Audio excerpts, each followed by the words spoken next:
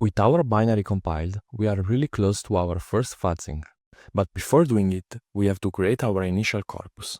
So, to create our initial corpus, we create the seeds folder,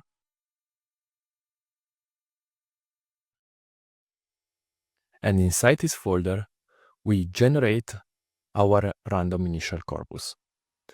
These commands generate 5 random data files, seed 0, 1, 2, 3, and 4, and each containing 640 bytes of random data from deb urandom. Okay, so now we can run our fuzzer. This command runs the AFL++ fuzzer, AFL fuzz, to fuzz the simple crash program using the seed inputs from the seeds directory and storing the results in the out directory with no memory limit. Now, if we run it, we can see the AFL dashboard that display real-time statistics about the fuzzing process, including the number of executed test cases here,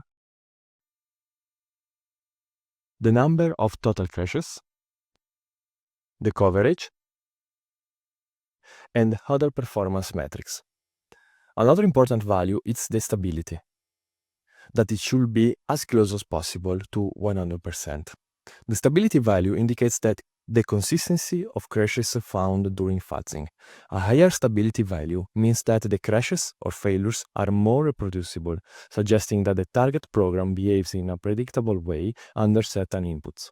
A low stability means the crashes are random and harder to repeat.